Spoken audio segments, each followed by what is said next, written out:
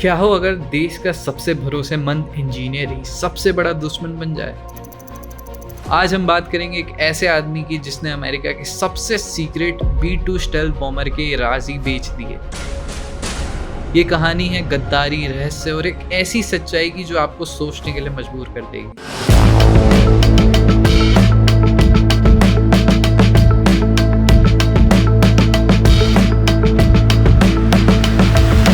नमस्कार दोस्तों, आपका स्वागत है हमारे YouTube चैनल पर।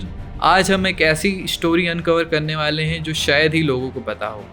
नौशीर गोवादिया एक इंडियन अमेरिकन इंजीनियर जिसने अपना करियर अमेरिका की नॉर्थरोप ग्रूमन कंपनी में बनाया।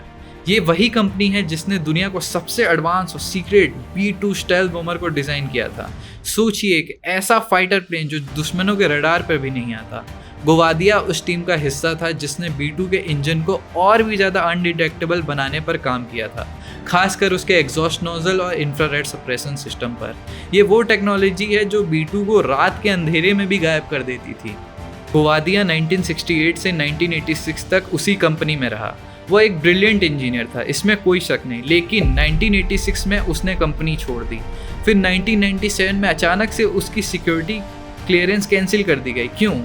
क्योंकि उसे पैसों की ज़रूरत थी। वो कर्ज में डूब रहा था। यहीं से उसकी कहानी में एक डरावना मोड़ आता है। सिक्योरिटी क्लियरेंस कैंसिल होने के बाद गोवादिया ने अपनी खुद की कंपनी खोली, NS गोवादिया लिमिटेड। अब उसके पास B-2 के सारे सीक्रेट्स थे और उसे पैसों की सख्त ज़रूरत थी। तभी उसकी नज़र पड़ी चाइना पर। 2003 से लेकर 2005 के बीच गोवादिया ने चाइना के कई सीक्रेट ट्रिप्स की। वहाँ उसने चाइनीज़ ऑफिशियल से मुलाकात की और उन्हें B-2 बॉम्बर से जुड़ी हाईली क्लासिफाइड इंफॉर्मेशन देना शुरू कर दिया। गोवादिया धीरे धीरे चाइना को सारी इंफॉर्मेशन लीक करता गया। चाइना को उसने B-2 के स्टेल्थ प्रोपल्शन सिस्टम के बारे में बताया, खासकर इंफ्रारेड सप्रेशन टेक्नोलॉजी और एग्जॉस्ट नोजल के डिज़ाइन के बारे में। यह वो टेक्नोलॉजी थी जो B-2 को दुश्मनों के रडार से छुपा कर रखती थी। उसने चाइनीज़ ऑफिशियल्स को एक पावर पॉइंट प्रेजेंटेशन भी दी जिसमें उन्होंने चाइना के अपने क्रूज़ मिसाइल के एग्जॉस्ट नोजल को डिज़ाइन करने में हेल्प की। सोचिए, उसने अमेरिका के दुश्मनों को वही हथियार बनाने में मदद की जो उनके बड़े हथियार के खिलाफ इस्तेमाल हो सकते थे। कहानी यहीं नहीं रुकती। गोवादिया सिर्फ चाइना को नहीं बेच रहा था। बाद में पता चला कि उसने इजराइल, जर्मनी और स्विट्ज़रलैंड को भी बहुत क्लासिफाइड इन्फॉर्मेशन बेची थी। हालांकि चाइना वाले सबसे ज़्यादा सीरियस थे। उसने TH-9 यूरोकॉप्टर से भी जुड़ी जानकारी दी थी। पर सबसे ज़्यादा सोचने वाली बात ये थी कि वो ये सब करता कैसे था। फिर FBI ने पता किया कि वो फैक्स के ज़रिए अपनी सीक्रेट मीटिंग्स में प्रेजेंटेशन देकर और डिज़ाइन डाटा ट्रांसफ़र करके वो ये सब करता था। उसने बहुत सी फेक ईमेल्स बनाई थी। उनके थ्रू वो धीरे धीरे सारी इन्फॉर्मेशन लीक करता गया सारे कंट्रीज़ को। FBI और US एयरफोर्स सालों से गोवादिया पर नज़र रखे हुए थे। आखिरकार 2005 में उसे अरेस्ट कर लिया गया। जब FBI ने उसके घर पर छापा मारा तो उन्हें जो मिला वो हैरान कर देने वाला था। उन्हें 500 पाउंड, लगभग 226 किलो क्लासिफाइड डॉक्यूमेंट्स मिले थे, डिजिटल स्टोरेजेस मिले थे, B-2 के ब्लूप्रिंट्स, और सबसे चौंकाने वाली बात, गोवादिया ने खुद कोर्ट में कन्फेस कर दिया कि हाँ, उसे चाइना की तरफ से $1,10,000 मिले थे, लगभग 1 करोड़। गोवादिया पर टोटल 17 फेडरल चार्जेस लगाए गए। इस केस की सुनवाई लगभग 4 महीने तक चली। प्रोसिक्यूशन ने साफ कहा कि गोवादिया ने पैसों के लालच में जानबूझकर देश को धोखा दिया और इस वजह से अमेरिका की नेशनल सिक्योरिटी को बहुत खतरा हुआ। लेकिन गोवादिया के वकील क्या बोले? उन्होंने कहा कि जो जानकारी गोवादिया ने दी वो या तो पहले से ही पब्लिक डोमेन में थी या फिर वो ओवर क्लासिफाइड थी।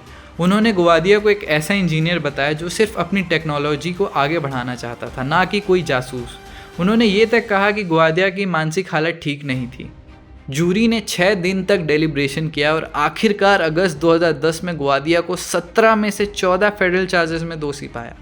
जनवरी 2011 में उसे 32 साल की सज़ा सुनाई गई। जज ने कहा गोवादिया ने जानबूझकर ऐसा काम किया जिससे अमेरिका को भारी नुकसान हुआ। ये जासूसी के मामले में सबसे लंबी सज़ाओं में से एक थी। गोवादिया और उसके परिवार ने इस फैसले को मानने से इनकार कर दिया। उसके बेटे एस्टन ने अपील की। उसका कहना था कि जूरी को वो डॉक्यूमेंट्स दिखाए ही नहीं गए जो गोवादिया को बेगुनाह साबित कर सकते थे। लेकिन 9th circuit court of appeals ने 2013 में उसकी अपील खारिज कर दी गई और उसकी सज़ा कंटिन्यू रखी गई। गोवादिया के सारे कानूनी रास्ते बंद हो गए।